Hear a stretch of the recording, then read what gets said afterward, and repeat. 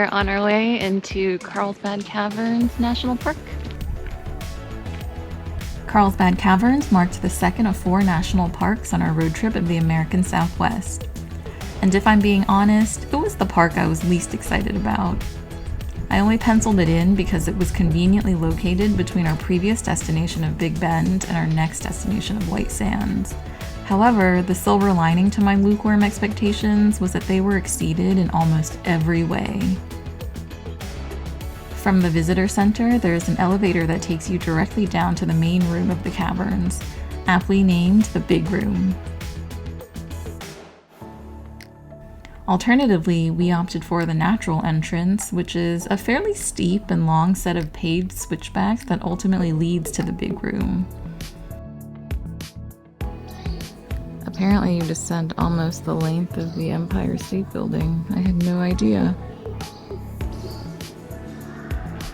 The way it twists and turns as we slowly descended into what seemed like the center of the earth was kind of magical.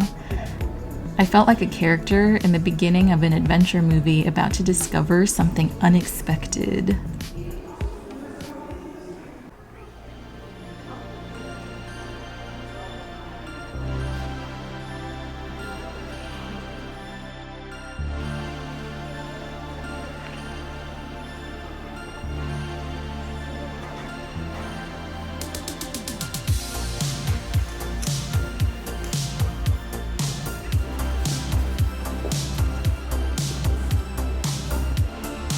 Time. The trek down to the bottom was longer than we anticipated, but that gave us plenty of time to admire the stunning and gnarly rock formations. My parents seemed to stop every 20 feet or so to take more pictures, but I was just happy to see the wonder and awe in their eyes.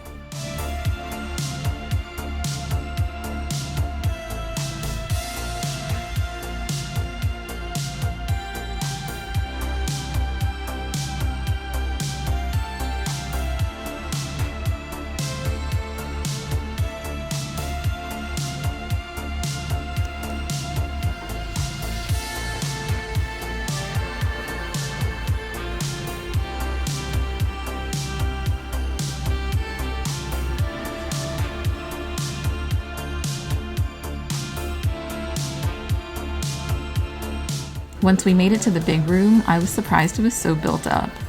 There is a small cafe and restrooms with regular toilets and sinks. I don't know what I was expecting, but I gotta say, I was impressed that they managed to get modern plumbing all the way down to the bottom of a huge cavern system. But I digress. The Big Room is essentially one large loop filled with stalactites, stalagmites, and formations of all different shapes and sizes. The Park Service has labeled the more distinct ones with whimsical names, like this one called Fairyland.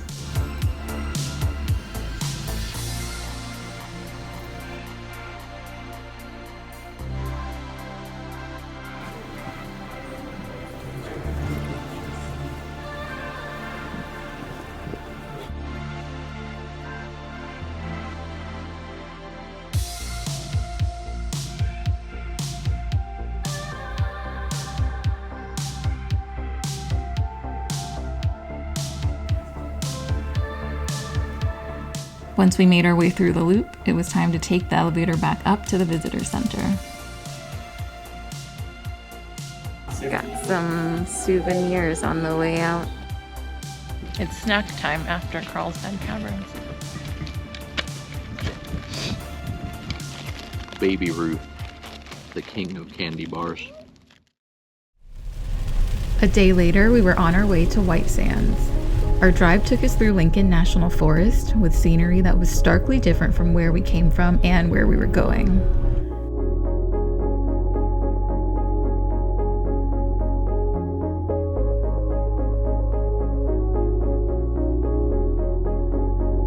We arrived in Alamogordo in time for dinner at this cute winery and bistro.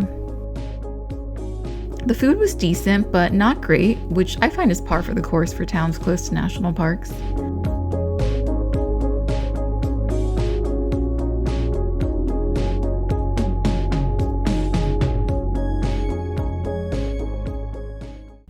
With bellies full, we headed to our nighttime activity. 2 months prior, I had snagged some really competitive tickets for the ranger-led full moon hike happening that evening.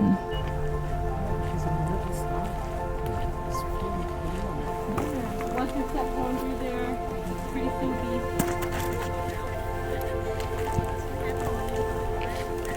And the folks just joined us. Where are you visiting from? From Alkali. Typically when it's dry, you can kind of sit out on the ground. Here, I would be very cautious of that because This hike happens only once a month, and we were lucky enough to have the timing of our trip coincide perfectly. I can safely say, even with expectations high, the full moon did not disappoint. anybody have any feelings about that?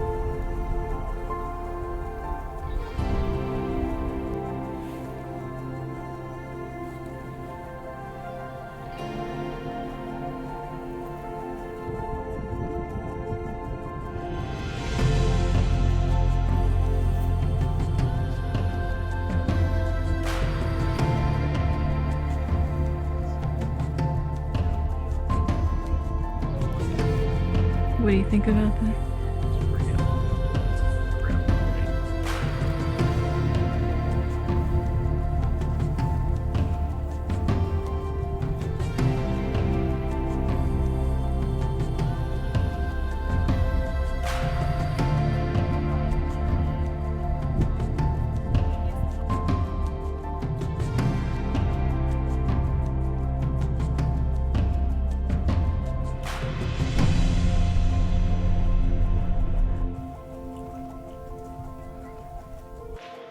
We are back at White Sands National Park today, during the day this time, and we're doing the Alkali Flat Trail.